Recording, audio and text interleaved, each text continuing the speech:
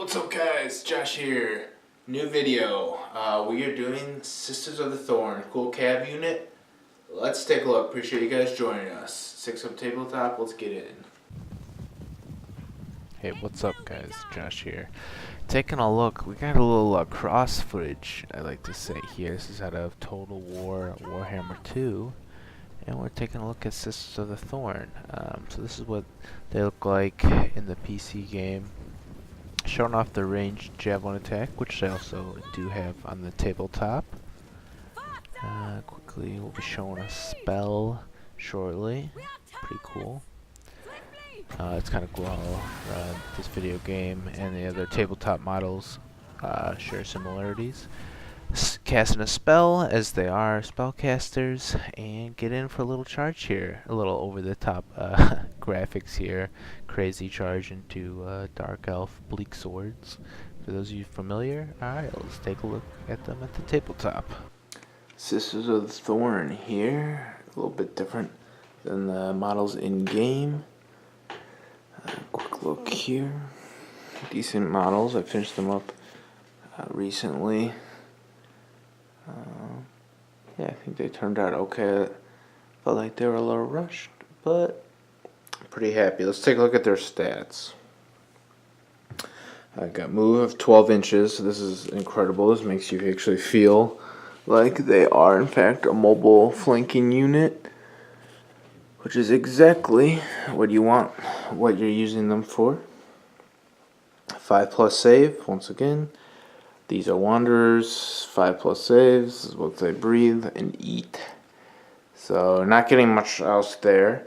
Bravery 7 is pretty good. We can augment that with the Standard Bearer.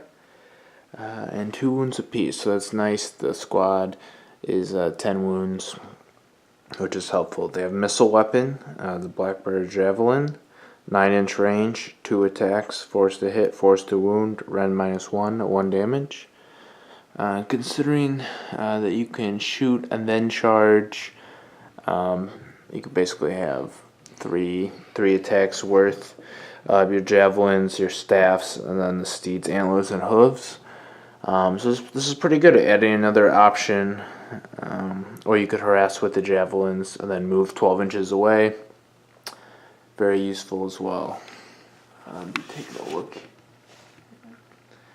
Taking a look at their next weapon, Deepwood Coven Staff, range 2 inches, useful. 1 attack, force to hit, force to wound, 1 damage. So you know that's decent. The leader does have 2 attacks, so all in all, this isn't going to be that effective against units that have good saves. But it is nice that they do at least get a couple attacks with the weapon.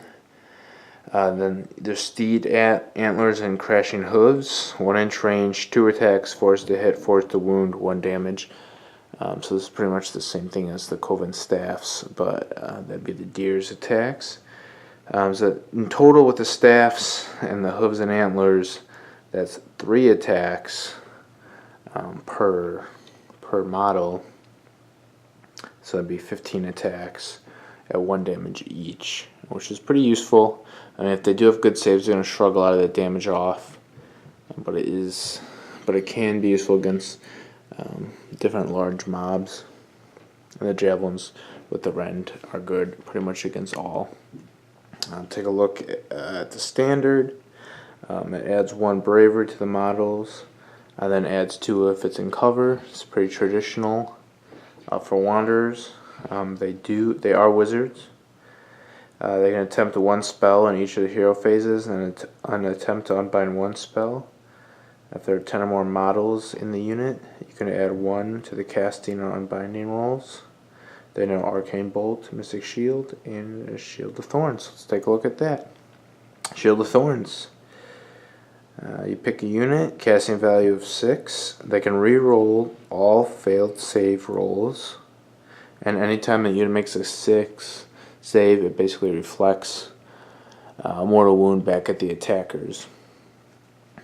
So this is good against attacks that don't have any rend. Obviously, if you're familiar with the rend rules, if it's a 4-up, they have rend -1. If you roll a 4,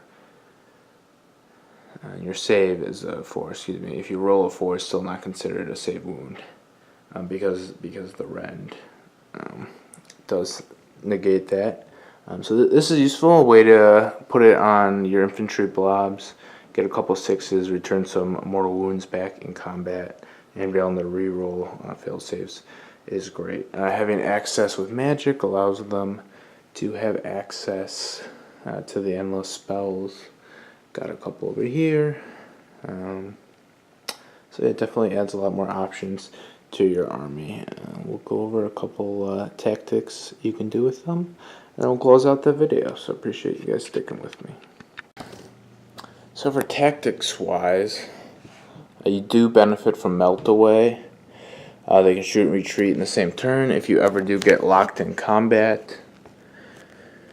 And this is the most useful, I find, the fact that they can basically manage spells and harass.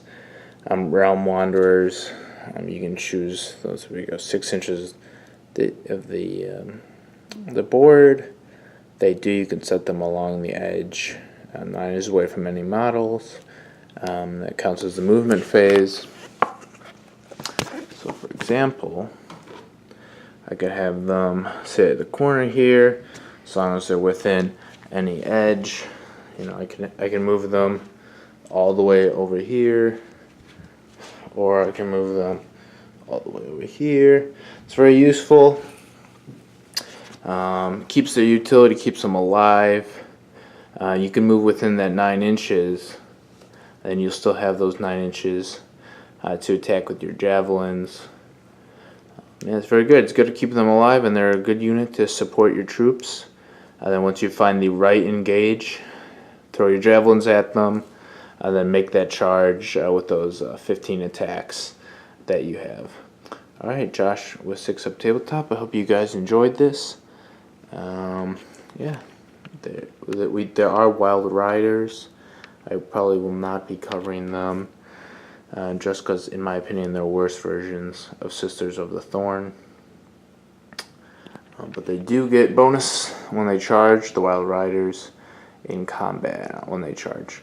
But yep, this is Josh with 6 Up Tabletop. Hope you guys enjoyed this. The Wanderer's Army, we're getting there. We're getting there. So I'm having a ton of fun. I hope you guys are enjoying these videos with 6 Up Tabletop. You guys have a good one.